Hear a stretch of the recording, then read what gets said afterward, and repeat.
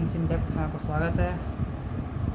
अब हमारा ये चैप्टर का लास्ट वीडियो है। एक्सरसाइज का सारे क्वेश्चन लगभग कवर कर दिए, कुछ क्वेश्चन बचे हुए जो मैं इस वीडियो में कवर कर दूंगा, है ना। तो आगे बढ़ते हैं हम कुछ। ये चैप्टर काफ़ी ज़्यादा लंबा है, ठीक है। ये चैप्टर आपका फिजिक्स का बेसिक है। यदि आप ये चैप्टर नहीं समझें, यदि आप इस चैप्टर का कंसेप्ट नहीं समझे ना, तो आपको फिजिक्स का अगला चैप्टर समझ में नहीं आएगा, मैं आपको बता रहा हूँ। और आपसे न्यूमेरिकल भी नहीं बनेंगे, ठीक है। मेरा पूरा फोकस न्यूमेरिकल के ऊपर है, वो आपसे बनना चाहिए। 5, 6 तो खैर ग्राफ के ऊपर बेस है, मतलब 5 तो मैंने बता दिया, 6 तो ग्राफ के ऊपर बेस उसे स्किप करता हूँ मैं। 7 भी आपका नहीं, 7 नहीं है, चलो 7 क्वेश्चन है। 7 कहता है ball is gently dropped from height of 20 metre, मतलब कि फ्री फॉल किया गया है। बॉल को हाथ में पकड़ा और छोड़ दिया, मतलब U0 हो गया। इसका सोचने की चीज़ है, ठीक है। Gently dropped from height 20 metre, ये आपका 20 मीटर दिया हुआ है। Its velocity increase uniformly at the rate of 10 metre per second square, acceleration दे दिया। With what velocity will strike the ground after what time it will, यानी time और we पूछा है, यही है ना। आसान क्वेश्चन है। यू आपका क्वेश्चन नंबर 7, यू आपका क्वेश्चन नंबर में गिवन है क्या भाई, तो 0 हो गया। तो आपको खुद समझना चाहिए कहाँ 0 कहाँ नहीं होगा। ये क्या होगा, 10 मीटर पर सेकंड स्क्वायर दिया है, ठीक है। और एस क्या दे दिया, 20 मीटर, क्योंकि 20 मीटर पे ले जाके छोड़ा है ना। तो फाइंड क्या करना है, फाइंड क्या करना है, सबसे पहले फाइंड करना है आपको विथ व्हाट वेलोसिटी, वी करना है। वी का फॉर्मूला क्या होता है, U² + 2s होता है। V² = U² + 2s होता है। बताओ, फाइंड करो। U कितना हो गया, 0 + 2 कितना हो गया, तो 2 × A कितना हो गया, 10 × S कितना हो गया, तो 20, है ना। तो क्या हो गया, 10 दूनी 20, अब इसमें कितना हो गया, 400। V² = 400, तो V = 20 मीटर। ये आपका V फाइंड हो गया। और जब V फाइंड हो गया तब मुझे लगता है कि आप टाइम भी फाइंड कर ही लोगे, क्योंकि टाइम का फॉर्मूला क्या होता है, V - U/A। क्लियर है।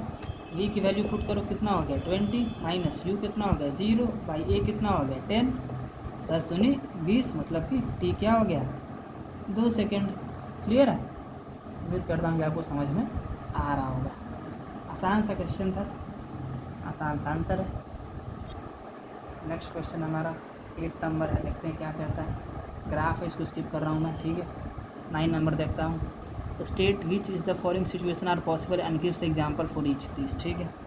पहला situation, an object with a constant acceleration but with 0 velocity, क्या ये पॉसिबल है, ये पूछा जा रहा है आपसे। तो बिल्कुल ये पॉसिबल है, ठीक है। कांस्टेंट एक्सीलरेशन हो बट वेलोसिटी 0 हो, ये कब पॉसिबल है भाई, देखो कब पॉसिबल है, जब भी हम किसी ऑब्जेक्ट को नीचे से ऊपर की ओर फेंकते हैं, है ना। वर्टिकली अपवर्ड डायरेक्शन में यदि हम किसी ऑब्जेक्ट को फेंकते हैं तो क्या उसका जी कांस्टेंट नहीं है, 9.8 मीटर पर सेकेंड स्क्वायर, जी कांस्टेंट हो गया। चलो पहली बात, बट विथ यूनिफॉर्म स्पीड, और ये कहाँ गया, N object with a constant acceleration but with 0 velocity, और वेलोसिटी भी उसकी 0 हो गई। उसने कोई डायरेक्शन चेंज की क्या, नहीं की ना, है ना। तो उसकी वेलोसिटी भी क्या है, क्या है, कांस्टेंट है। सॉरी 0 वेलोसिटी है ना, हाँ उसकी वेलोसिटी भी 0 है, कांस्टेंट एक्सीलरेशन है। मैं एक्सीलरेशन की बात कर रहा हूँ। मैंने कहा कि क्या ये पॉसिबल है कि जब N object with a constant acceleration, किसी ऑब्जेक्ट का एक्सीलरेशन कांस्टेंट हो बट वेलोसिटी 0 हो, तो बिल्कुल पॉसिबल है। जब हम किसी ऑब्जेक्ट को नीचे से ऊपर की ओर फेंकते हैं तो उसमें, उस केस में हमारा क्या होता है, एक्सीलरेशन जो है वो क्या हो गया, कांस्टेंट हो गया, यानी जी का वैल्यू क्या हो गया 9.8 मीटर पर सेकेंड स्क्वायर, हुआ या नहीं हुआ, क्योंकि जो ग्रेविटी उस पर तो अपना मतलब क्या लगा रही है, एक्सीलरेशन लगा रही है ना ग्रेविटी। ग्रेविटी उस ऑब्जेक्ट पर अपना एक्सीलरेशन तो लगा रही है, ठीक है। तो ऑब्जेक्ट जब ऊपर की ओर गया तो जी कांस्टेंट हो गया, और वेलोसिटी भी क्या हो गया 0 हो गया।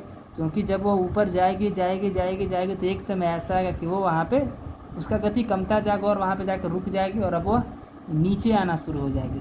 तो बिल्कुल ये पॉसिबल है, ठीक है। यदि वर्ड्स में बात है लिखवाने की तो मैं आपको ये लिखवा सकता हूँ।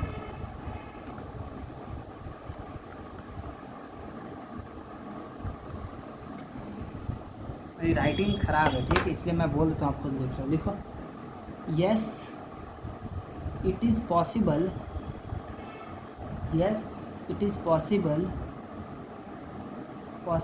an objects with a constant acceleration but with zero velocity। तो क्वेश्चन में क्या मैंने देख के बोल दिया है ना, with a zero velocity। this is because when object is thrown vertically upward, this is because when object is thrown vertically upward, then its final velocity decreases continuously,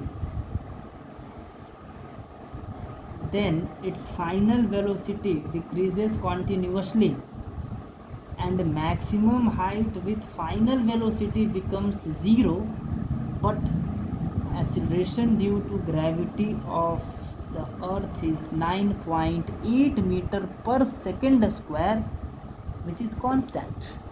clear है। दूसरा क्वेश्चन पूछा है, क्या पूछा है भाई, देख लो। An object moving with acceleration, है ना, an object moving with acceleration but with uniform speed, है ना। ये हमारा दूसरा क्वेश्चन है। दूसरा वाला पूछा है कि N object moving with an acceleration, ठीक है, बट विथ यूनिफॉर्म स्पीड। तो ये भी हो सकता है। कैसे हो सकता है आप खुद देख लो। ये मान लो सर्कुलर पाथ है, ठीक है, सर्कुलर पाथ पे कोई ऑब्जेक्ट या बॉडी मूव कर रही है, चल रही, तो क्या वो हर पॉइंट पे अपनी डायरेक्शन को बदलते जा रही है कि नहीं बदलते जा रही है? बदलते जा रही है। और जब हर पॉइंट पे अपनी डायरेक्शन को बदलते जा रही है तो क्या उसमें एक्सीलरेशन प्रोड्यूस होगा? बताओ, होगा? बिल्कुल होगा, क्योंकि इसकी डायरेक्शन तो चेंज होते जा रही है ना, हर पॉइंट पे इसकी डायरेक्शन चेंज हो रही है। सर्कुलर पाथ पे ये चल रहा है तो हर पॉइंट पे उस ऑब्जेक्ट या बॉडी का डायरेक्शन चेंज होता जा रहा है, तो एक्सीलरेशन प्रोड्यूस तो भाई होगा।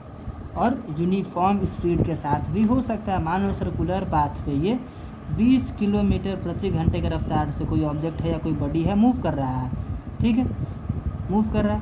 तो सर्कुलर पाथ पे मूव करने के दौरान क्या होता है कि उसकी जो स्पीड तो उसकी कांस्टेंट है, कितनी भाई, 20 किलोमीटर पर आवर, ठीक है, लेकिन डायरेक्शन तो हर वक्त चेंज होता जा रहा है, धीरे धीरे धीरे धीरे, देख पा रहे हो।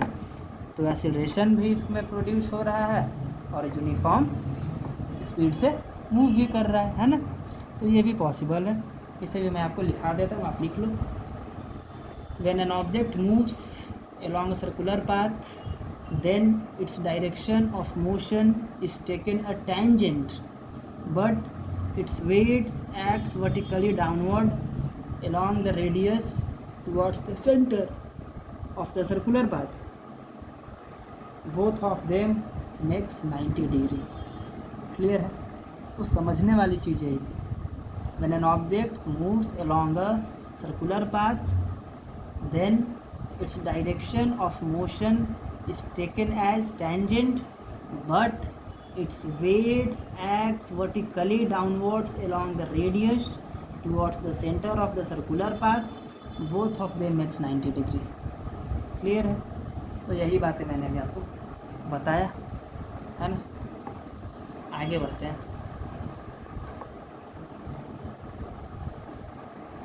तो मैंने आपको दूसरा वाला क्वेश्चन का आंसर भी बता दिया, ठीक है। तीसरा वाला में क्या पूछा है, N object moving in a certain direction with an acceleration in the perpendicular direction. ये भी पॉसिबल हो सकता है। इसका आंसर आप लिखो, लिखा देता हूँ मैं। When an object moves along a circular path, then its direction of motion is taken as tangent, but its weight acts vertically downwards along the radius towards the center of the circular path. Both of them makes 90 degree. ठीक है, ये आपका सी number का answer हो गया। ए का मैंने बता दिया, बी का मैंने आपको अभी यहाँ सर्कुलर पाथ पे बना के दिखा दिया, और 10वां का मैं आपको अभी बना के ये दिखा देता हूँ। क्लियर है? क्वेश्चन एक बार देख लो। An artificial satellite is moving in a circular orbit of radius इतना, calculate its speed, is take 24 hours to revolve around the earth. अच्छा, स्पीड को मेज़र करना है, टाइम दिया है 24 घंटे का, और रेडियस इतना का। ठीक है,